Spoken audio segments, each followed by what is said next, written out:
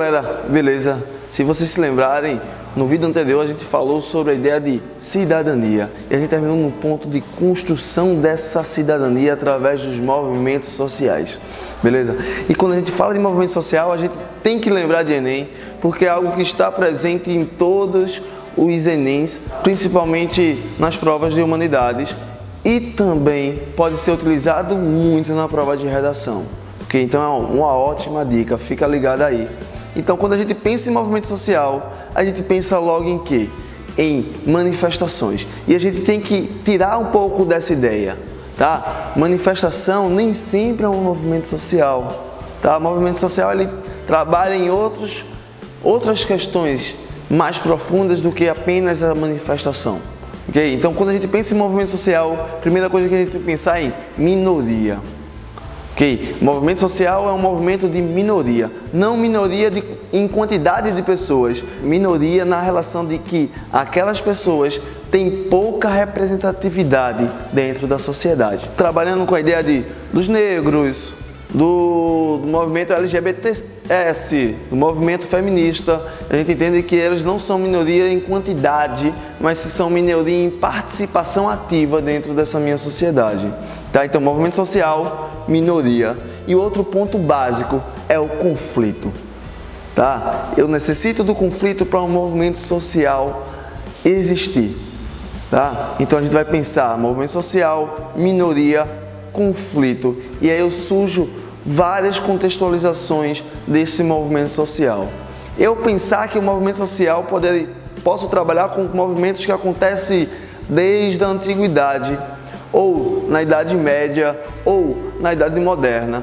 Mas realmente a gente tem o início do movimento social como a gente conhece nessa contemporaneidade, no século XIX, com os movimentos operários e sindicais, que a gente vai ter em 1848, a Primavera dos Povos, com a revolta dos operários dentro das indústrias nos principais países da Europa. Tá? Se a gente entender que no Brasil a gente só vai ter esses movimentos com força realmente a partir da década de 70, tá? Com os movimentos contra a ditadura. E a gente vai ter um outro ganho nos anos 2013, que foi a ideia da jornada, tá? Que a gente teve de manifestações que aconteceu por todo o país. Ok? Então, quando a gente pensa em movimentos sociais, a gente vai trabalhar com um nome, e esse nome se chama Alain Touré, certo? Sociólogo francês, que nasceu em 1925. Ele vai trabalhar a ideia de uma sociedade pós-industrial, ok? Onde ele vai dizer que essa sociedade, ela é construída através da luta.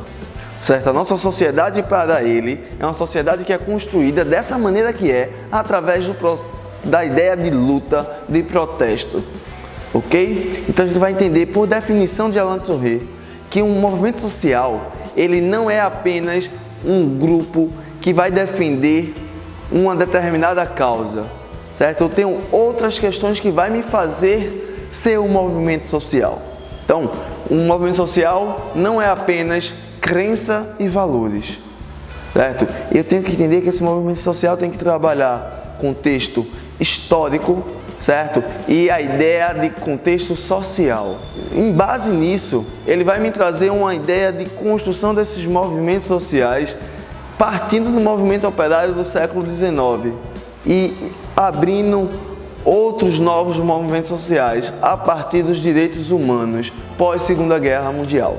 Okay? A gente pode definir esses movimentos sociais em 3 tipos, tá? Revolucionários, reformistas e conservadores. E basicamente assim, os revolucionários são aqueles que trabalham para uma alteração total de nossa sociedade, uma mudança total. E quando eu penso no movimento revolucionário, eu posso pensar, por exemplo, na Revolução Francesa. É uma revolução que ela vai me trazer uma alteração total na sociedade, na França, no final do século XVIII, certo?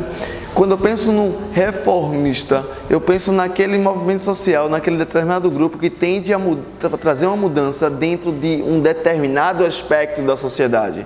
Quando eu penso no movimento estudantil, ele me reflete isso, um movimento que vai me trazer alteração em um determinado local da minha sociedade, que no caso seria a educação. E quando eu penso no movimento conservador, seria aquele que está lutando para a não alteração. Tá? Eu posso, por exemplo, em 1964, eu tive a Marcha pela Família, tá? Onde as pessoas estavam preocupadas com um governo de João Goulart que poderia trazer uma alteração para o comunismo. Então, reformista, revolucionário e conservador. Tranquilo? Fique ligado aí em mais videoaulas que a gente vai trazer para vocês.